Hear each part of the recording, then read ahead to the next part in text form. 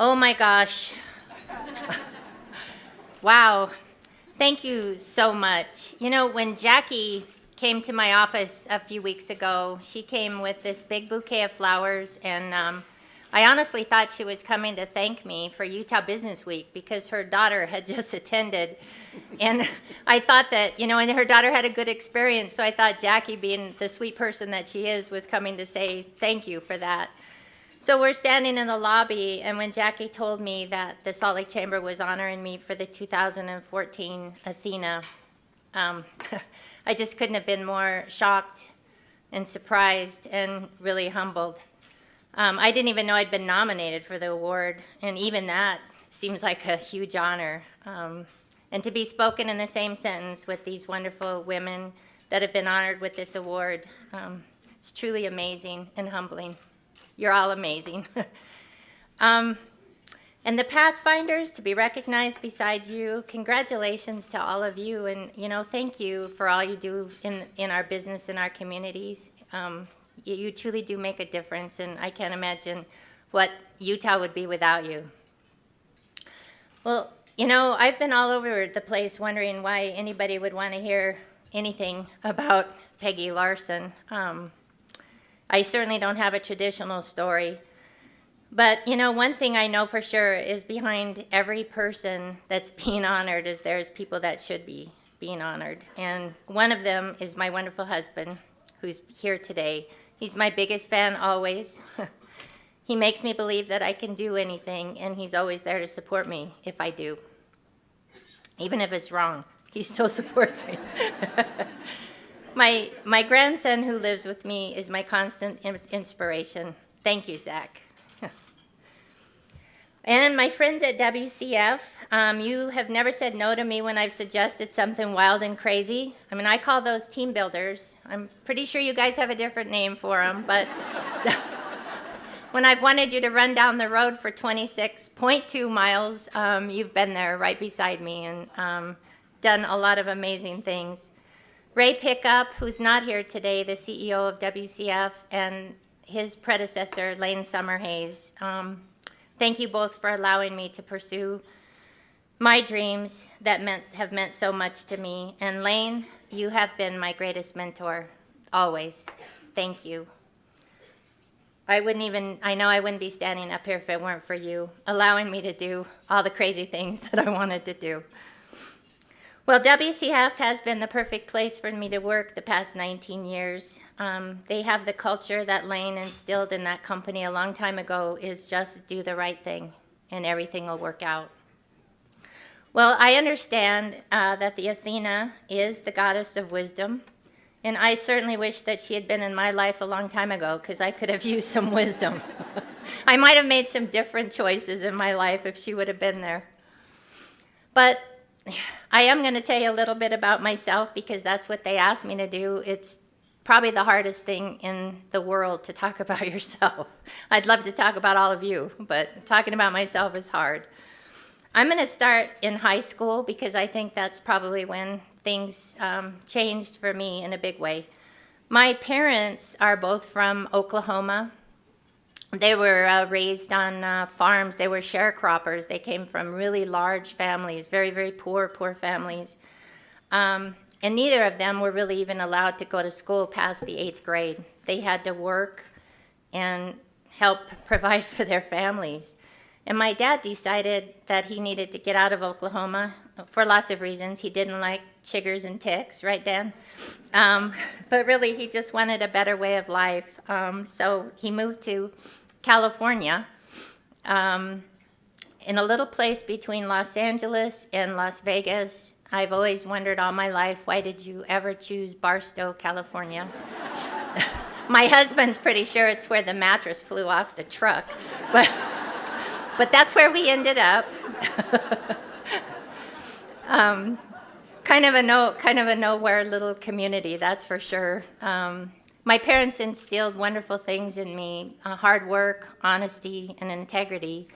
And I followed two sisters. I was the baby of my family with three of us, with my two sisters being ahead of me, and they were amazing, great students. never caused any problems for my parents. And then along came Peggy, and I'm pretty sure my parents were like, what? Really? What is this woman all about? Well, I grew up during the time of the hippies. And so that's kind of the path that I chose for my life. Like I said, I wish Athena would have been in my life then. I chose peace, love, rock and roll, protesting pretty much anything, whether I knew what it meant or not. Doing everything I wanted to do with little regard for any rules. Of course, this meant that I also didn't devote very much time to school. And I think I must have just been a nightmare of a child for my parents. But as a consequence of this lifestyle and the choices that I made, I found myself turning 18 years old in March, having a baby boy in April, and graduating from high school in May. Well, my husband, not my husband, he never was my husband, but the baby's dad was a very physically abusive, beat me a lot. And so I chose not to be with him any longer. That just wasn't an option. So here I was, 18 years old, a little baby to raise, no schooling, no skills. But what I did know is that this little boy depended on me. And failing wasn't an option, right? I mean, he had to eat, and I had to take care of him. So I dressed up as best I could, and I went out on the street, and I applied for jobs everywhere that I could think of. Once again, with no school, little schooling and no skills for sure. Well, the next day, 2 of those companies called me, and one of them was a hardware store, which I probably would have done awesome at. Being my dad's son, I could roof the house and fix the plumbing. That's about all I knew how to do. But one of them was an insurance agency, and so that's the one that I took. It was minimum wage. I was going to work there as a file clerk. But I decided my very first day of work that I was going to work harder than anybody's ever worked. I was going to learn everything that I could, and I was going to have the very best attitude that anybody's ever had. I made minimum wage, and that allowed me to bring home, thank you so much, just coming up here, $300 a month. Well, $300 didn't go very far when you have daycare and rent and gasoline and, utilities. And I had about $10 to $20 a month for food, so I just had to make that work. Failure was not an option. So to this day, my son Randy will not eat a pot pie because you could buy them 10 for $1, and we ate them for breakfast and dinner. Because in my mind, I just felt like, well, it's got pretty good stuff in it, right? Vegetables and meat. So we ate lots and lots of pot pies and survived. When I was about 19 years old, this man knocked on my door where I lived, and he said, how would you like to buy a house? Well, after I laughed hysterically, I told him, I said, sir, I can't even afford to buy hamburger meat. How am I supposed to buy a house? But this was a gentleman from HUD, and he said, if you can come up with a $200 down payment, we'll help you get into a house. Well, $200 was pretty much a fortune to me, so I had to borrow it from my boss, actually, who after that I worked 80 to 90 hours a week to make up that $200. But I got the house. It was 900 square feet, and me and Randy moved into it. It was our castle. It was ours. Not too long after that, I met my husband, who had 3 boys. So at age 23, I got married and became the mom of 3, 4, 7, and 9-year-old boys. We lived in 900 square feet, wall-to-wall kids, still very poor, but we were pretty happy. Jim and I had a little girl the next year, Amber, and Amber was with us for 18 months before she drowned in our swimming pool. She really was the light of all of our lives. She was all the boys' baby sister, and really was a dark, dark time for us. I mean, I remember just wanting to go to sleep and not wake up. That was really what I chose for myself. I don't want to go on. My dad had died 6 months earlier, and my dad was pretty much the rock of my life. And so now I don't have my dad and I don't have my baby girl. So what's the point? Well, what I did have is a mom that was unbelievably strong. My mom was probably mourning herself, but she did not miss a single day of calling me and demanding that I get out of bed and I take care of my other kids and that I find a reason to smile that day. Even if it was that the sun was shining, you find a reason. And so pretty soon, with Mom pushing me the whole time, I did get up and I did find a reason to go on. And the sun started shining again. And not too long after that, Jim and I decided that we wanted to buy an insurance agency. An opportunity kind of came my way, and so we were really just sitting at a restaurant with a napkin in front of us, deciding what we're going to call this agency, what the logo's going to look like, and how we were going to get $10,000 out of our house equity to make it work. It was a pretty pitiful little plan, but when I look back on it, is, how we're going to live on $10,000 for a year, have rent for this building and everything. But what a fun time that was. Jim was driving truck, and Jim would come in on his days off and answer the phone so that I could go out and sell insurance to people, and we could make a living. We just had a blast, and it was a very, very successful agency, actually. Well, I ended up merging it back with the company that I first started working for, and learned that this gentleman made a better boss than he did partner. He really didn't have very much integrity, so staying with him just wasn't an option. So I had to get out of that arrangement. Then came the moving. We moved to Huntington Beach, we moved to Kansas City, we moved to Flagstaff, Arizona, and finally to Salt Lake City. I worked for lots of insurance brokers during that time with the same attitude. Learn as much as you can, do as much as you can, and have a great attitude. Well, when I got to Salt Lake, I went to work for an insurance broker, and not too long after that, WCF hired me. And my first week at that company, they sent me out with dividend checks. That was 19 years ago. WCF wasn't very well thought of at that time.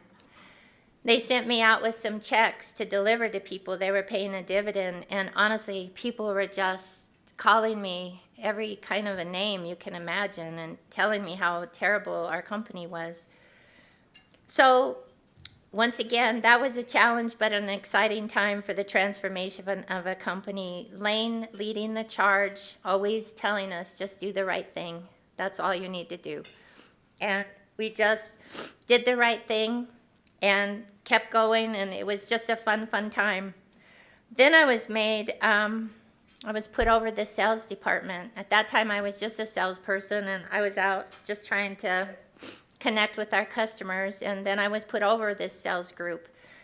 We had such a good time back then. Many of them are here today with me. We just decided to do things together. We did Habitat for Humanity. We did playground at neighborhood house. We painted. We build things. We weeded. We read books to little ones. And what we did is, by helping others, we really just forged a team, and it's a bond that's still in our department today. It's very strong, and honestly, I don't think there's anything we wouldn't do for each other. Well, my boss moved on to a WCF subsidiary, which was good news for me because I got to become the senior VP at WCF.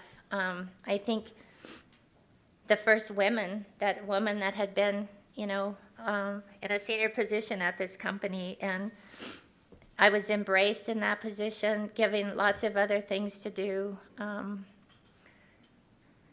I just think that WCF, I don't know, what I would have done if I wouldn't have had them, because they're the ones that really just allowed me to be who who I wanted to be and, build the group that I wanted to be. Well, WCF also, thank you, Lane, has allowed me to pursue lots of passions. You heard about one of them, Utah Business Week, and that continues to be my greatest passion, is to host these kids, high school kids, for the week-long program.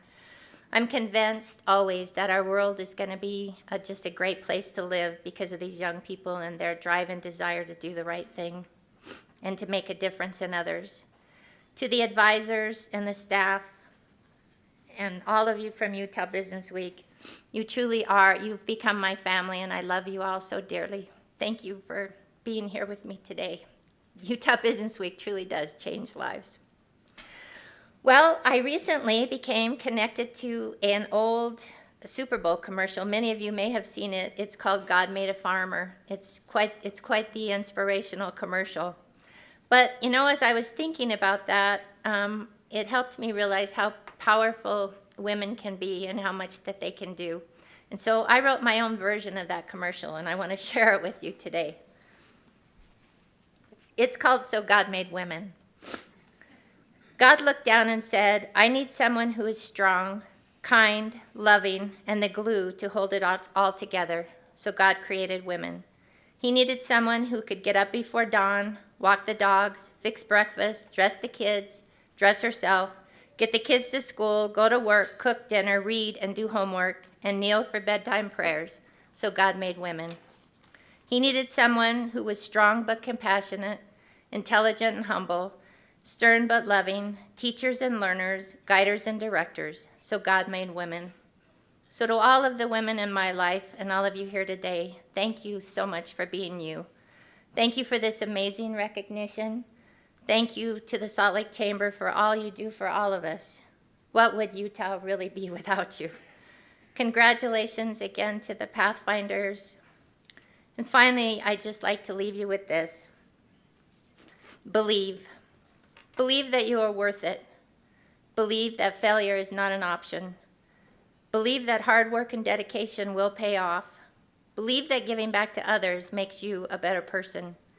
Believe that helping others achieve their goals is what it's all about. The rest will follow. Believe that a great attitude will get you far. Believe that relationships are far more important than the transaction that you're working on. And finally, believe that you can do whatever, whenever, and however your heart leads you. Thank you so much.